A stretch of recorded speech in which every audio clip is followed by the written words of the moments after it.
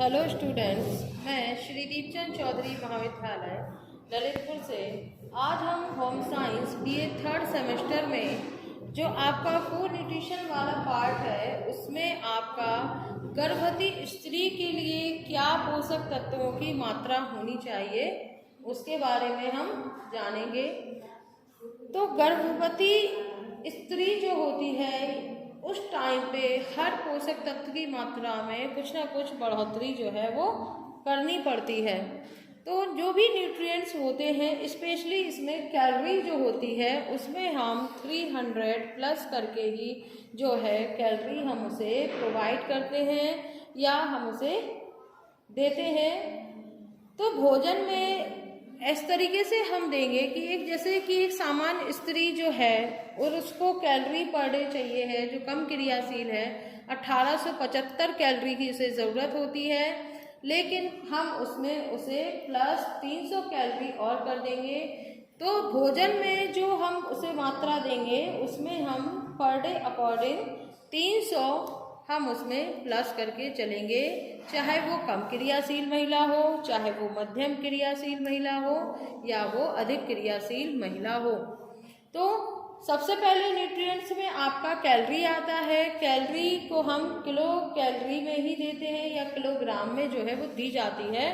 तो कम क्रियाशील महिला को 1875 कैलोरी की पर डे ज़रूरत होती है, जिसमें हम उसे प्लस 300 कर देंगे।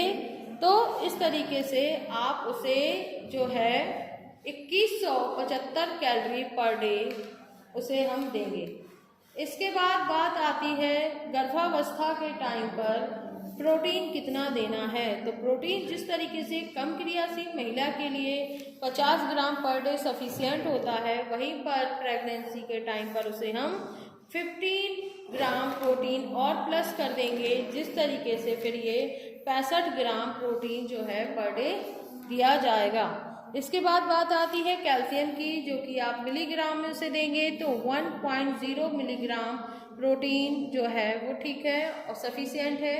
इसके बाद बात आती है आयरन की या जिसे हम लोहा कहते हैं, तो 38 milligram iron per day sufficient होता है। इसके बाद विटामिन ए, ये हम माइक्रोग्राम में देते हैं और रेटिनॉल के फॉर्म में ही इसे दिया जाता है। तो 600 माइक्रोग्राम रेटिनॉल विटामिन ए दिया जाता है। वहीं पर विटामिन B1 जिसको हम थायमिन कहते हैं, तो थायमिन हम 0.9 में प्लस करेंगे 0.2, इसको अगर हम प्लस करके देंगे तो हम उसे जो है 1.1 milligram per day vitamin B1 या थायमिन की मात्रा जो है वो दी जाती है। इसके बाद बात आती है विटामिन 2 की, या जिसे हम राइबोफ्लेविन कहते हैं, तो ये उसे दी जाएगी 1.1 में प्लस हम उसे 0.2 हम जो है इसमें ऐड कर देंगे।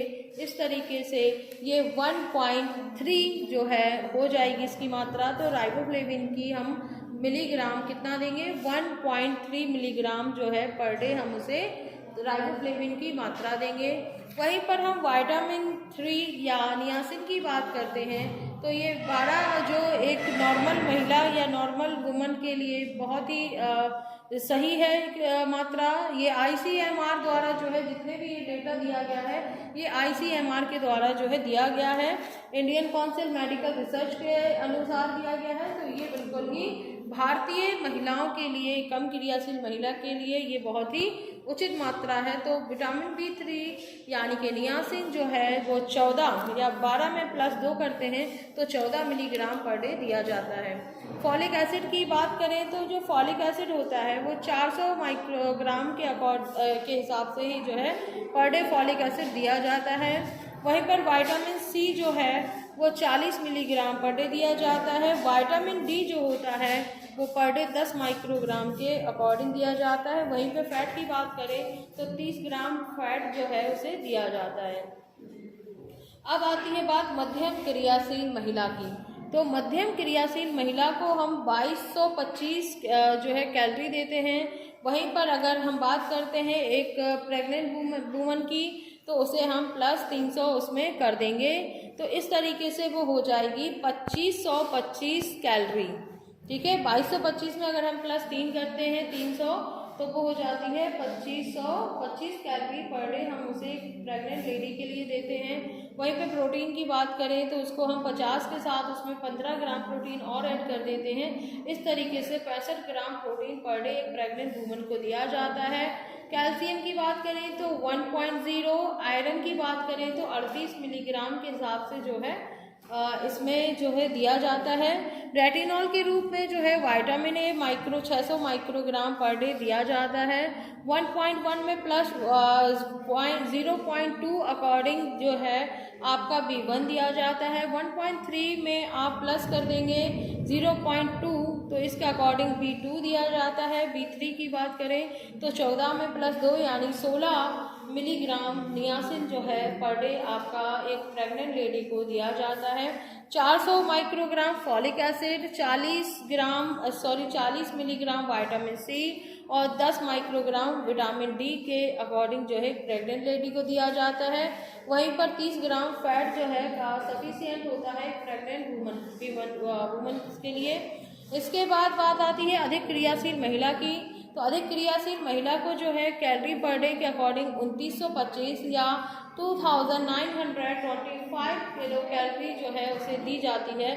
प्लस इसमें 300 कैलोरी जो है ऐड कर देते हैं, चूँकि वो प्रेग्नेंट है तो उसे एक्स्ट्रा कैलोरी की जो है उसे नीड होती है या आवश्यकता होती है, तो उसको जो है दिया जाता है। 2925 में अगर आप 300 ऐड करते हैं तो कितना हो जाता है 3225 कैलोरी। ठीक है, 3225 कैलोरी के अकॉर्डिंग जो है उसे कैलोरी जो है प्रोवाइड की जाती है। वहीं पे प्रोटीन की बात करें तो 65 ग्राम प्रोटीन जो है पर डे एंड कैल्शियम जो होता है 1.0 मिलीग्राम, वहीं पे 38 मिलीग्राम आयरन दिया जाता है। रेटिनॉल फॉर्म में आपको विटामिन ए 600 माइक्रोग्राम दिया जाता है। B1 1.2 से प्लस 0.2 के अकॉर्डिंग प्लस ऐड करके जो है vitamin B1, vitamin B2 1.5 plus 0.2 के अकॉर्डिंग जो है B2 दिया जाता है। एंड 16 में 2 प्लस करें हम तो 18 ग्राम जो है नियासिन जो है पर डे दिया जाता है मिलीग्राम में। फॉलिक एसिड जो है 400 माइक्रोग्राम दिया जाता है। विटामिन सी जो है वो 40 मिलीग्राम के अकॉर्डिंग दिया जाता है। एंड विटामिन डी जो होता है वो 10 जो है माइक्रोग्राम दिया जाता है। वहीं पे फैट जो है उसे 30 ग्राम के अकॉर्डिंग दिया जाता है। तो इस तरीके से ये आपके जितने भी न्यूट्रिएंट्स हैं उनको हम कम क्रियाशील यानी कि easy worker, moderate worker and heavy worker के अकॉर्डिंग जो है हम उसको डिवाइड करते हैं और उसी के अनुसार कैलोरी मेंटेन करने के बाद जितने भी न्यूट्रिएंट्स आपके होते हैं वो इस तरीके से उसे दिए जाने चाहिए पर डे, क्योंकि अगर इससे कम दिए जाते हैं तो वो मल न्यूट्रिशन का शिकार हो जाती है। वहीं पर अगर हम इसे ओवर देते हैं तो वो ओवर न्यूट्रिशन हो जाएगा, जो कि वो भी गलत होता है। तो ये गर्भवती स्त्री के लिए पोषक तत्वों की मात्रा होती है। Thank you.